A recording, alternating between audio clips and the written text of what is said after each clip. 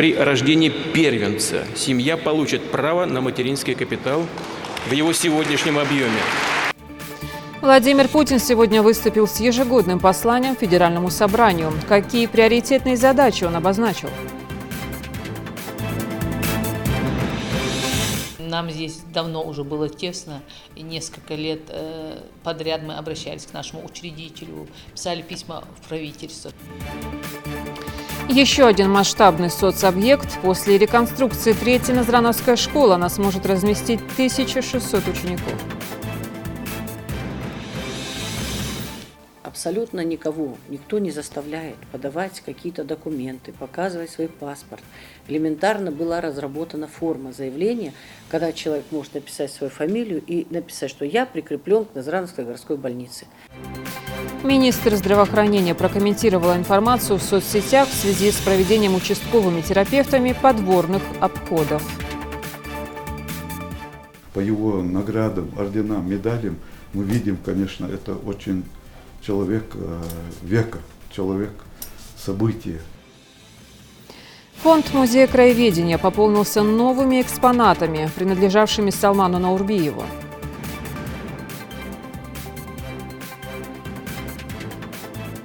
Сам, когда я еще был подросток, я занимался картингом очень серьезно, был бронзовым призером чемпионата СССР по картингу. И я понимаю, что это такое. Адреналин в теле, рев в ушах, собрать и протестить. Картинг как один из смыслов жизни. Развитие спорта в регионе.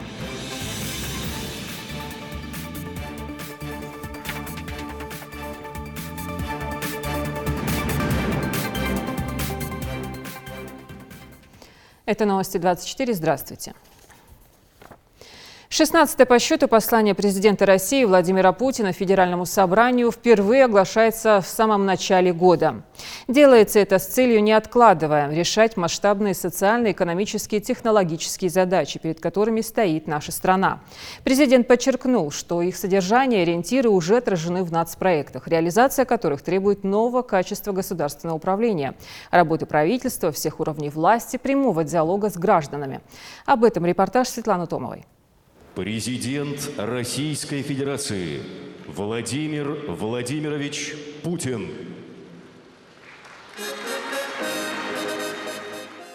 Свою содержательную часть послания Владимир Путин решил начать с демографии. Сегодня в России почти 147 миллионов человек, и число рождений вновь падает. Поэтому нам необходимо выбраться из демографической ловушки. Если с января текущего года семьи, чьи доходы не превышают 2 прожиточных минимумов на человека, будут получать ежемесячные выплаты на первых и вторых детей. Причем не до 1,5 лет, как прежде, а до 3. Когда ребенку исполнится 3 года, установленные выплаты прекращаются. И значит, семья сразу же может попасть в сложную ситуацию с доходами. Президент предложил предусмотреть ежемесячные выплаты на детей в возрасте от 3 до 7 лет включительно, причем уже с 1 января текущего года. Что же касается программы мат-капитала, то она действовала только до конца 2021 года. Но сейчас принято решение продлить ее до 31 декабря 2026 года. Необходимо поддержать тех, кто начинает семейную жизнь и мечтает о детях. Предложены новые дополнительные решения по мат-капиталу. Они должны вступить в силу с 1 января следующего года. Мы должны работать по всем направлениям поддержки семьи. Но есть острейшая проблема, которая является прямой угрозой нашему демографическому будущему. Это низкие доходы значительной части наших граждан, семей. Причем по разным оценкам, порядка 70-80% семей с низкими доходами – это именно семьи с детьми. Вы это хорошо знаете. Часто даже когда работают не один, а оба родителя, доход такой семьи очень скромный. Какие решения мы уже приняли? При рождении первенца семья получит право на материнский капитал в его сегодняшнем объеме.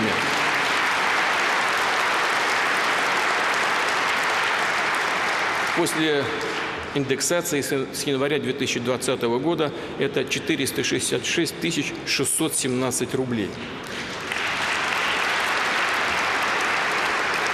Именно столько до сих пор полагалось при рождении второго или последующего ребенка. Такая поддержка даст возможность семье подготовиться к рождению второго ребенка. В прошлом году впервые в истории ожидаемая продолжительность жизни в России превысила 73 года.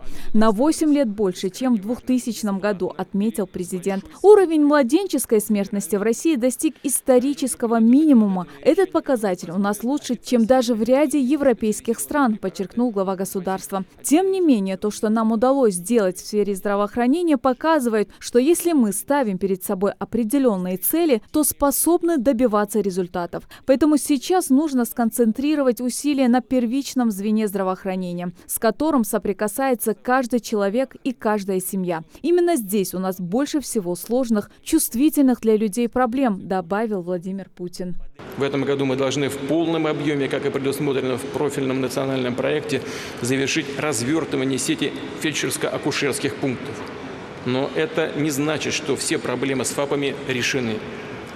Хочу подчеркнуть, смысл их работы не в том, чтобы выписывать справки и направления и сходу сопровождать людей, спроваживать людей в райцентр. У специалистов на местах должна быть возможность оказывать реальную помощь людям, использовать современное оборудование и скоростной интернет. Я прошу Общероссийский народный фронт взять под контроль ход оснащения, строительства и ремонта ФАПов. Также с 1 июля будут запущены программы модернизации первичного звена здравоохранения. Предстоит отремонтировать и оборудовать новой техникой поликлиники, районные больницы, станции скорой помощи во всех регионах страны. На решение этих задач мы дополнительно выделили 550 миллиардов рублей.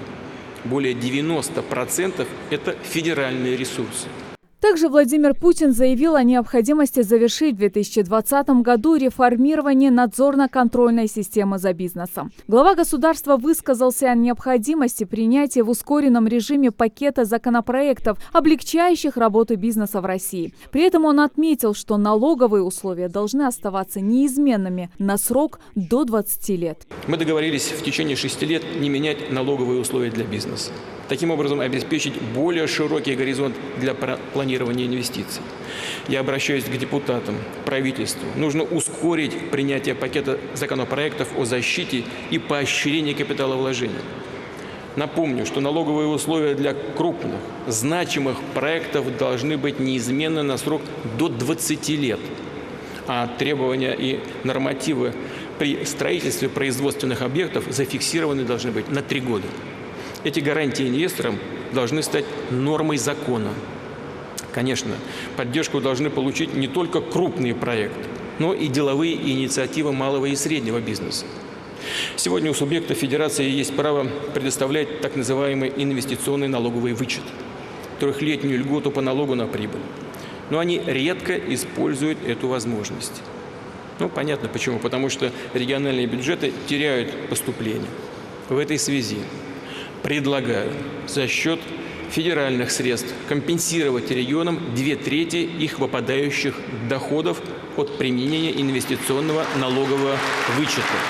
В этом году мы будем отмечать 75-летие победы в Великой Отечественной войне. Владимир Путин отметил, что это не только память о героической победе, но и то, что вдохновляет нас при создании будущего. Мы должны защитить нашу победу от лжи, иначе что скажем детям, если ложь как зараза будет расползаться по всему миру? Наглому вранью мы должны противоставить факты и предложить действенные меры, подчеркнул лидер страны. В России будет создан крупнейший, самый полный комплекс архивных документов, кино- и фотоматериалов по Второй мировой войне, доступных и для наших граждан, и для всего мира. Такая работа – наш долг, как страны-победительницы, и ответственность перед будущими поколениями. Речь зашла и об изменении Конституции России. По словам главы государства, она была принята более четверти века назад в условиях тяжелого кризиса, и положение с тех пор кардинально изменилось. У нас нет вооруженного противостояния в столице и очага терроризма на Северном Кавказе. Сегодня ряд политических и общественных объединений ставит вопрос о принятии новой Конституции. Считает, что такой необходимости нет, подчеркнул лидер государства. Вместе с тем можно вынести на обсуждение ряд конституционных поправок. Потенциал Конституции 1993 года далеко не исчерпан. А фундаментальные основы конституционного строя, права и свободы человека, надеюсь, еще многие десятилетия будут оставаться прочной ценностной базой для российского общества.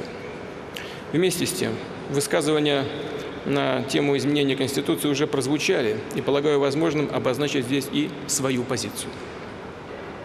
Вынести на обсуждение ряд конституционных поправок, которые считаю вполне обоснованными и важными для дальнейшего развития России, как правового социального государства, в котором высшей ценностью являются свободы и права граждан, достоинство человека, его благополучие. Первое. Россия может быть и оставаться Россией только как суверенное государство. Суверенитет нашего народа должен быть безусловным. Мы многое сделали для этого.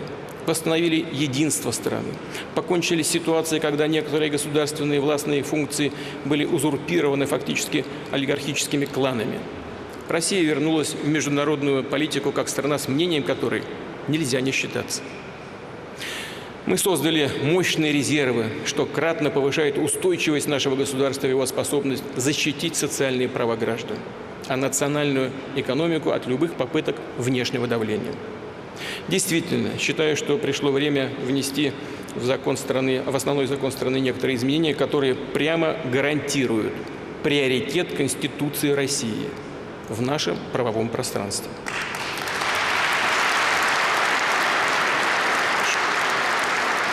Что это означает? Это означает, что буквально следующее.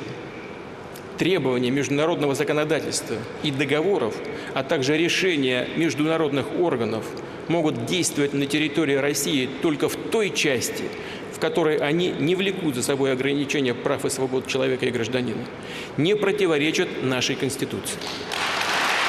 Завершая свое выступление, Владимир Путин подчеркнул, что поправки, о которых идет речь, не затрагивают фундаментальных основ Конституции, а значит, могут быть утверждены парламентом. Однако по той причине, что предложенные нововведения касаются существенного изменения действующей политической системы, необходимо провести голосование граждан по всему пакету поправок в Конституции и только по его результатам принять окончательное решение, отметил глава государства. Сильную, благополучную, современную Россию возможно будет построить только с опорой на мнение народа. Наступивший 2020 год во многом рубежный. Перед Россией стоят исторические задачи. Подытожил свое послание Федеральному собранию лидер государства. Светлана Томова, Новости 24.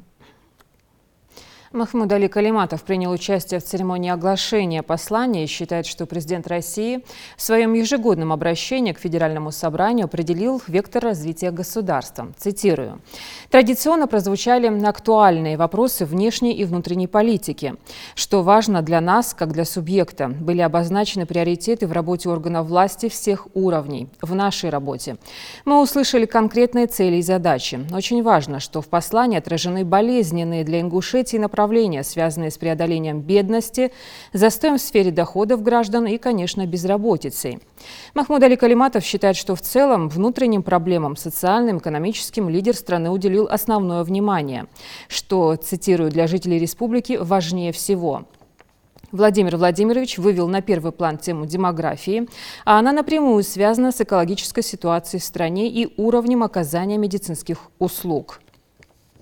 Кроме того, Махмуд Али Калиматов сказал, что в основном задачи, стоящие перед республикой, находят свое отражение в национальных проектах, которые уже существенно помогают развиваться, совершенствовать социальную инфраструктуру, но новые программы и меры, озвученные сегодня, ускорят этот темп. Конец цитаты.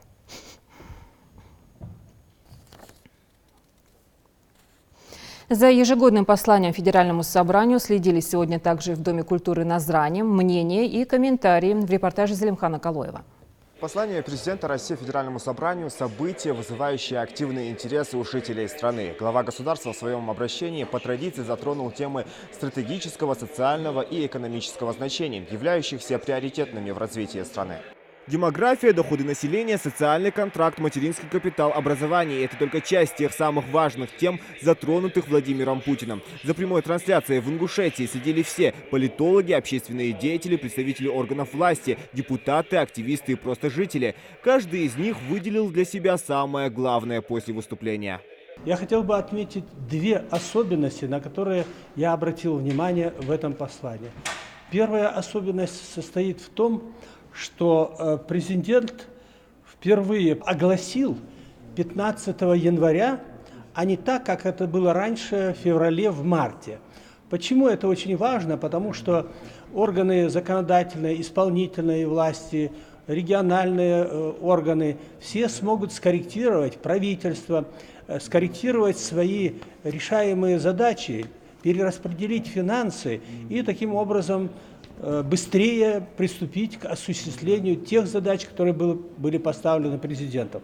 Вторая особенность касается нынешнего ежегодного послания президента Российской Федерации, состоит в том, что в отличие от предыдущих посланий, на мой взгляд, это послание было более конкретным, с обозначением конкретных сроков, кому, что, к какому сроку необходимо исполнить. Много сказано нового, именно нового.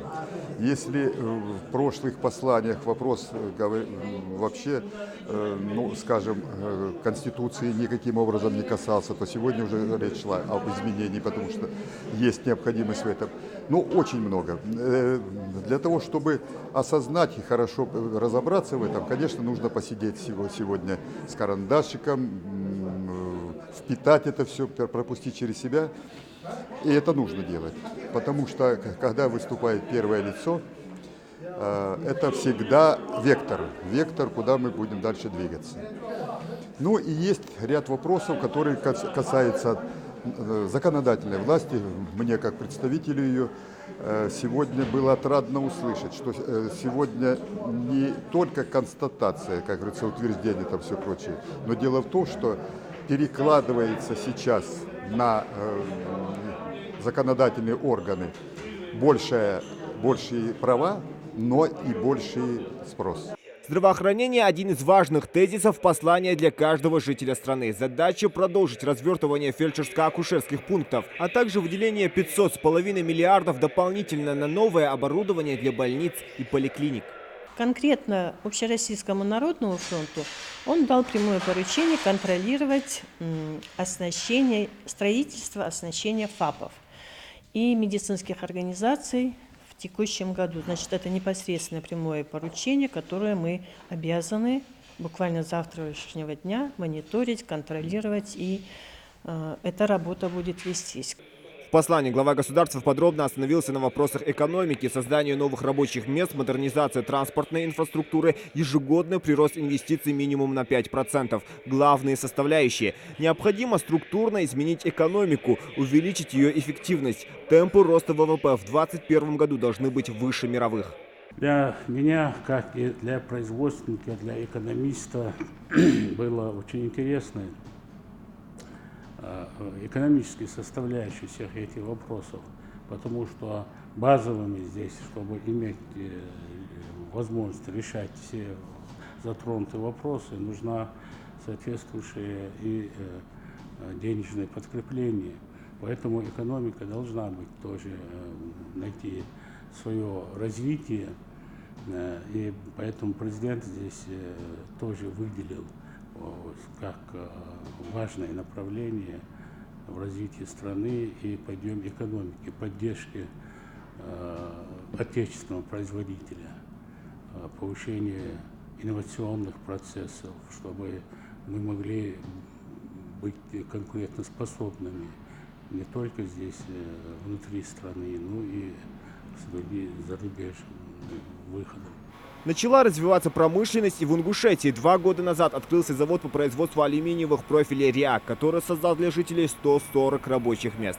Настроить аппарат для покрасочной линии и просто проследить за качеством продукции. Оператор одной из производительных линий предприятия Хабибулла Малароев рад, что у него появилась работа.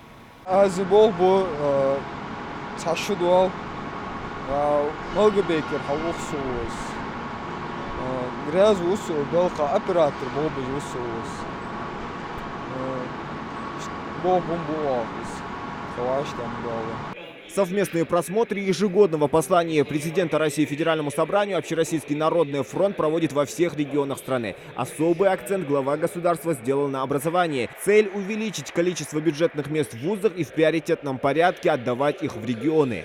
На что бы мне особо хотелось бы обратить внимание, и Владимир Владимирович Путин это тоже акцентировал, и весь зал просто встречал его аплодисментами, что мы с вами все вместе должны обладать самым высоким интеллектуальным уровнем развития.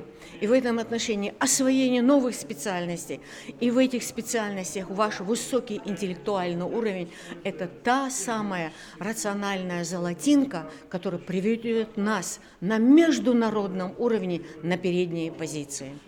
В этом отношении и культура тоже. Но если даже мы и говорим с вами и материальная, и духовная культура, и наши, так скажем, памятники материальной культуры, которые находятся в Горной Ингушии, как это назывались в XVIII веке, их консервация, их реставрация и, естественно, включение их в международный туризм с юридической точки зрения. И, конечно же, в первую очередь наша молодежь. И мы не должны и не имеем права забывать ценностные ориентиры, заложенные в национальной культуре. Президент часть полномочий себя снял, переложил на Госдуму. Это значит назначение и утверждение должности председателя правительства. Сейчас утверждать будет Госдума.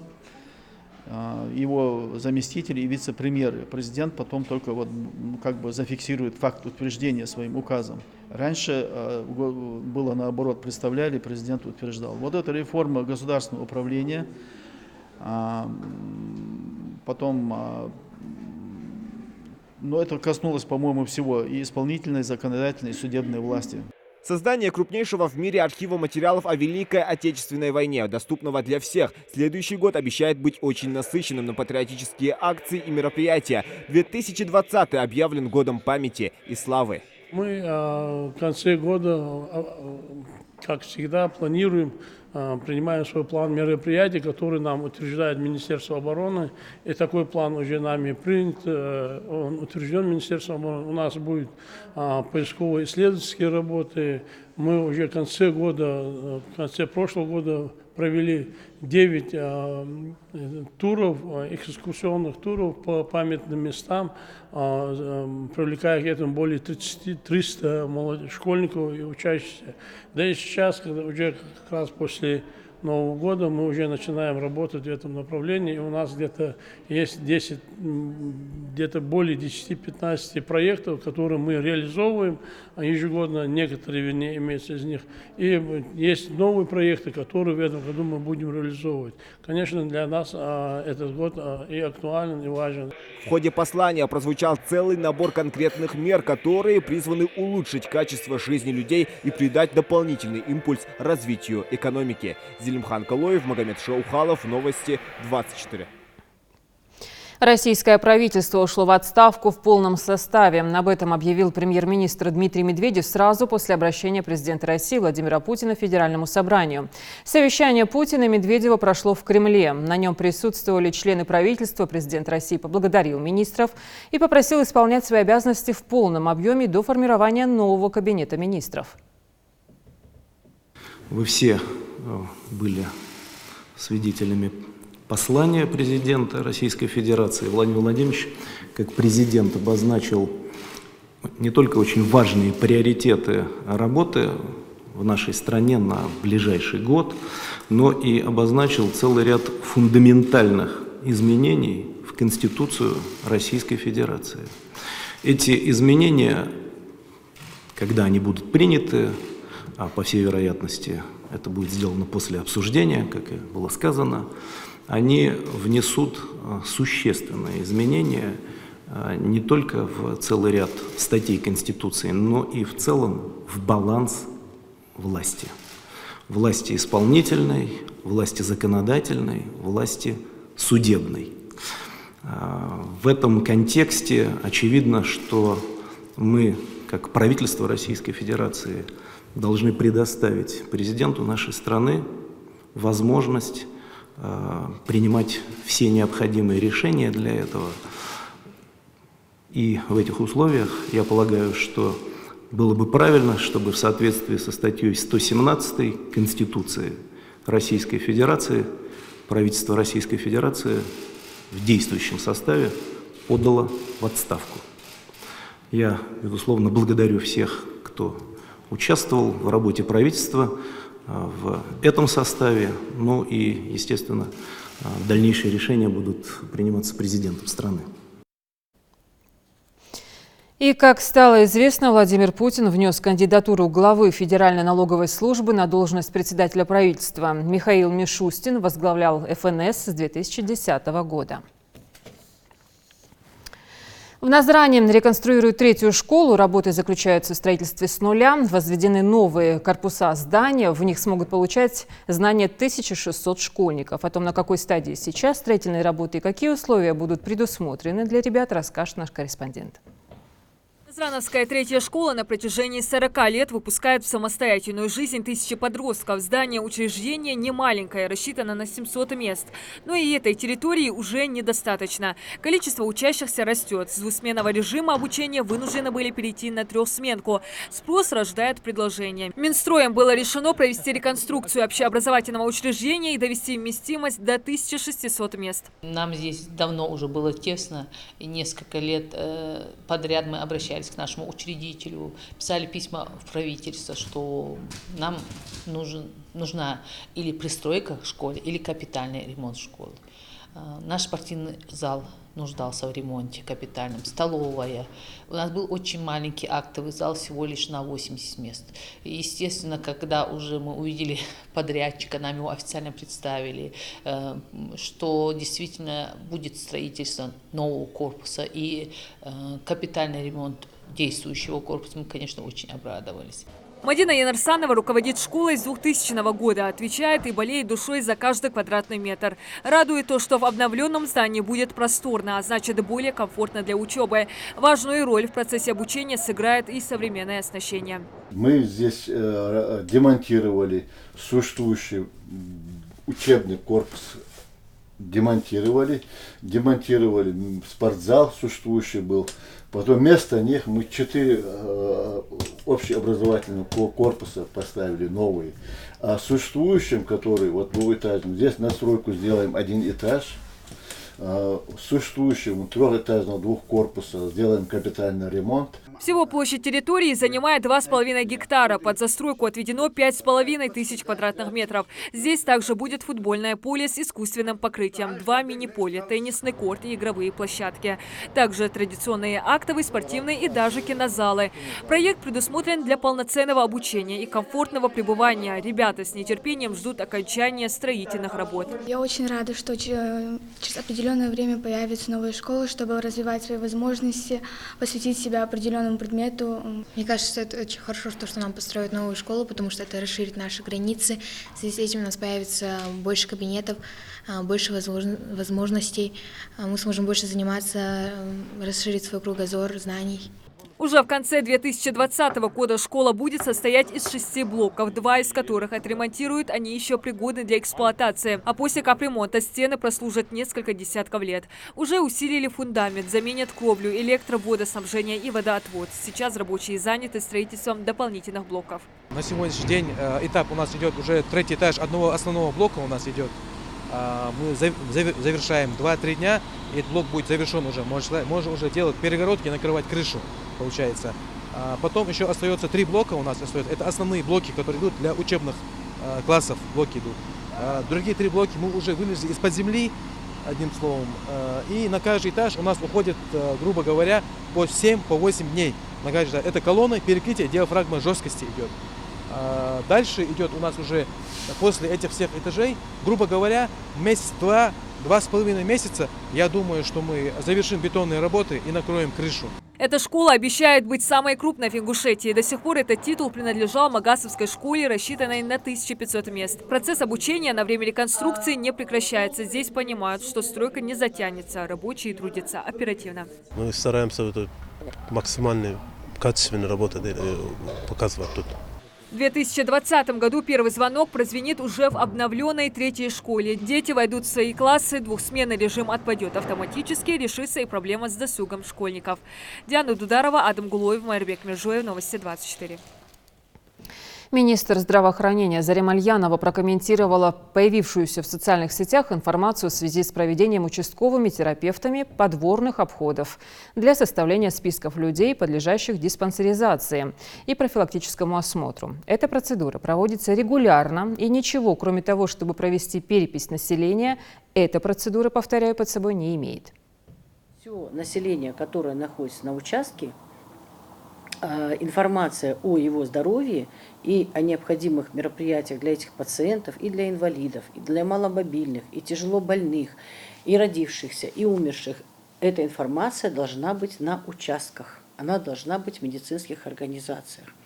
Вот тогда мы можем планировать, какие возрастные группы в этом году мы должны осмотреть, какие в следующем году.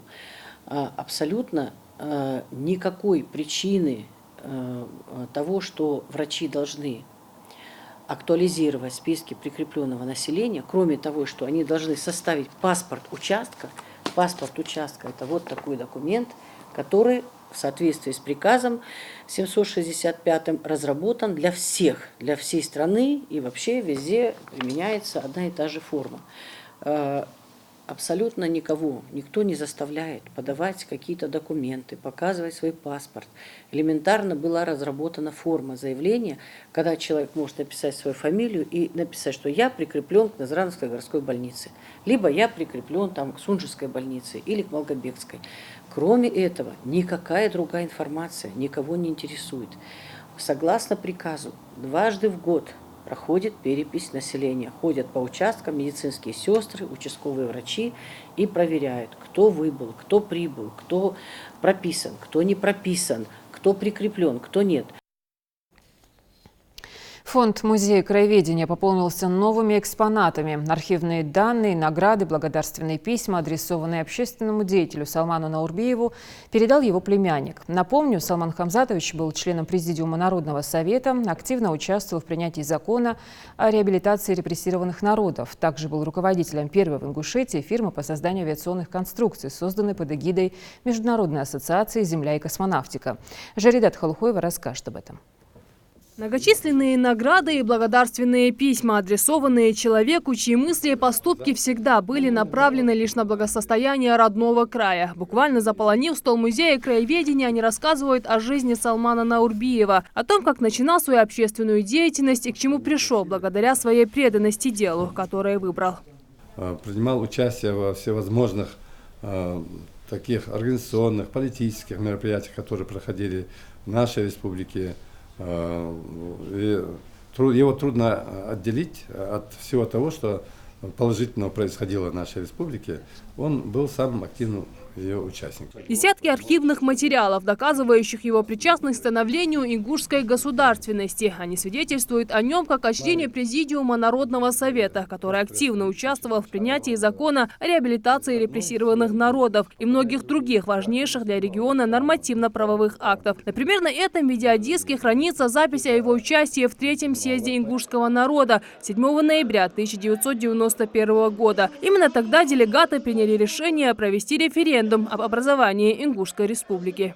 90-й год, вы помните, он жил в Грозном, в городе Грозном. И вот наши события, когда по становлению нашей республики, где защита интересов, съезды, которые проводились в возрождении Ингушетии, а затем в последующем вот та борьба по образованию Республики Ингушетия. Сперва закон о реабилитации репрессированных народов, где он активнейшее участие принимал, как и остальные наши видные сыны Ингушетии. Где бы Салман Наурбиев ни оказывался и чем бы ни занимался, он всегда находил самую высшую нишу для продвижения интересов своего народа. Эти материалы – яркое тому подтверждение. В частности, это удостоверение свидетельствует о его деятельности в Координационном совете общественных объединений Ингушетии в Москве, являясь его руководителем. В музей краеведения его передал племянник общественного деятеля Исам Муцольгов. Он не занимался сбором всего материала. По моей просьбе весь архив, который был в Москве, у него, он поступил ко мне, я вот то, что посчитал возможным, нужным, то, что может пригодиться для тех, кто для последующих поколений, которые могут быть где-то могут использовать в своих рефератах, докладах и прочее. Это не то, что вот там грамоты, награды там его, а вот мы здесь дальше не видим, но в музее переданы вся документация, все, что вот связано с материалами, печатными материалами, все это тоже передано в музее, и желающие могут ознакомиться. Впрочем, сам Иса вспоминает дядю как руководителя первой в Ингушетии фирмы по созданию авиационных конструкций, созданной под эгидой Международной ассоциации «Земля и космонавтика» еще в 1990 году. Будучи его сотрудником, Иса еще тогда заметил: обладая огромным жизненным опытом, Наурбиев отличался необычной чуткостью, отзывчивостью и добротой, помогал словом и делом тем, кто в этом нуждался. Для молодежи ингушская община в Москве он был неоспоримым авторитетом, вызывал огромное уважение всех людей, знающих его. По его наградам, орденам, медалям мы видим, конечно, это очень человек века, человек события, потому что мы создали свою республику, а он стоял у истоков создания республики, и об этом мы будем рассказывать в своей экспозиции. Конечно, мы хотим выразить огромную благодарность Исею Магомедовичу за этот материал, за его вклад в пополнение фондов нашего Республиканского музея краеведения. Бесценный подарок, наполненный патриотизмом и достоинством одного человека. Все эти материалы будут храниться в Музее краеведения, став всеобщим достоянием. А в предстоящей выставке, посвященной к 250-летию годовщины единения Ингушетии с Россией, они займут самое почетное место среди музейных экспонатов. Радат Хулухоева, Мербек Миржоев, Новости 24. Сегодня День образования Следственного комитета России. Именно 15 января, 9 лет назад, в силу вступил федеральный закон об этом органе. На сегодняшний день Следственный комитет страны не входит в структуру ни одного из органов госвласти, но он осуществляет полномочия в сфере уголовного судопроизводства. Рабочий день в комитете не нормированный. Каждый сотрудник должен быть готов к выезду на место происшествия в любое время суток. Сегодня на вооружении следователей есть все. И современные лаборатории, которые проведут практически любую экспертизу, и компьютерные базы данных, и все необходимые полномочия. Но, как и много лет назад, успех расследования во многом зависит именно от человека, который его возглавляет, от следователя.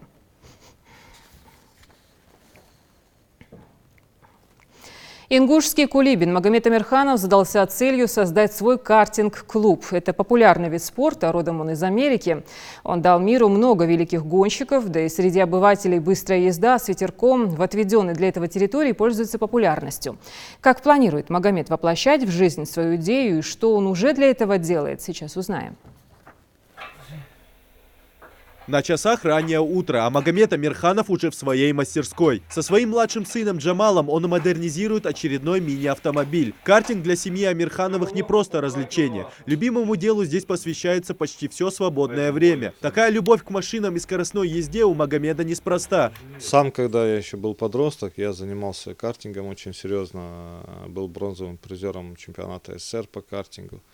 И я понимаю, что это такое. То есть не со стороны, а изнутри. У нас в республике, насколько я знаю, нет спортивно-технических секций.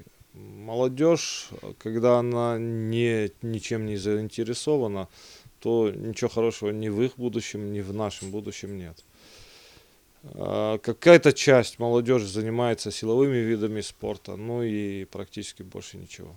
Вот. И мы хотим просто охватить ту часть ребят, ту часть подростков, которым интересна техническая часть, технические виды спорта, которым интересны автомобили.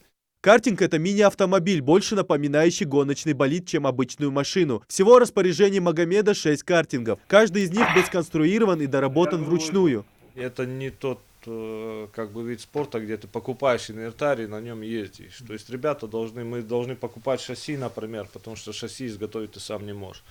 Покупаешь какую-то основу основу двигателя, на которой ты уже, на этой основе ты создаешь уже спортивный двигатель. И вот этому обучают этих ребят, создавать спортивные двигатели, строить спортивные машины и так далее.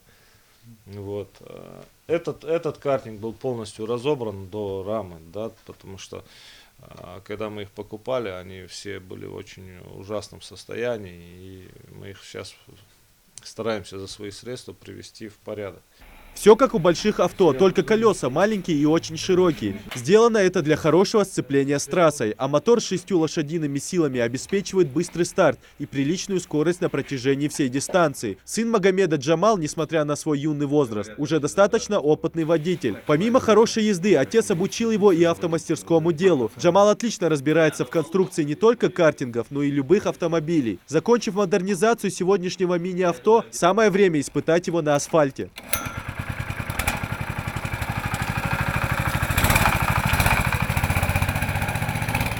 Скорость и маневренность и вправду впечатляет. Джамал искусно владеет реакцией и, как говорят профессиональные гонщики, чувствует автомобиль. Просто мне нравится ездить там на машинах, ремонтировать их с отцом. А пока из-за возраста, так как я не могу на настоящих автомобилях, вот на картингах езжу, тоже, в принципе, быстрые, тоже можно ремонтировать. По-твоему, получается у тебя вот это дело? Ну, по-моему, да. Вроде бы нормально, это не особо сложно. Многие смогли бы так тоже. На своем хобби Магомед мог бы зарабатывать приличные деньги, сдавая картинги в аренду. Однако цель Магомеда более масштабная. Он хочет обучать людей этому спорту, попутно популяризировав это дело в нашем регионе. Самых важных целей, которые мы ставим перед собой, это вовлечение ребят с УВЗ, да, то есть, ну, грубо говоря, ребят-инвалидов, которые могли бы заниматься этим спортом. Мы хотим перевести часть картингов на ручное управление, чтобы они могли ездить. Вот. И, ну, чем отличается школа, спортшкола от просто прокатной деятельности, когда человек пришел, там, заплатил и катается сколько хочет, да? Во-первых, в школе полностью теоретическая часть дается знаний. Ребята получают знания, как чинить, как обслуживать, как ремонтировать двигатели внутреннего сгорания, автомобильные, мотоциклетные, картинги, все что угодно. Для полноценной спортивной школы у Магомеда есть все необходимое оборудование. Осталось найти подходящую площадку и подготовить ее к скоростной езде. Работы еще много, однако у Магомеда есть все необходимое, чтобы преуспеть. Идрис Ижиев, Адам Далаков, Новости 24. Студентов из Ингушетии приглашают принять участие во Всероссийской олимпиаде по финансовой грамотности. Олимпиада посвящена возможностям и рискам, связанным с появлением новых финансовых продуктов. Чтобы принять участие, необходимо зарегистрировать студенческую команду от 3 до 5 человек и подготовить исследование, включающее в себя анализ сформулированной в кейсе проблемы и аргументацию заданной позиции. Мероприятие проводится экономическим факультетом МГУ имени Ломоносова в рамках проекта Минфин России «Содействие повышению уровня финансовой грамотности населения и развитию финансового образования в России». Следите за новостями на канале Ингушетия и до встречи в эфире.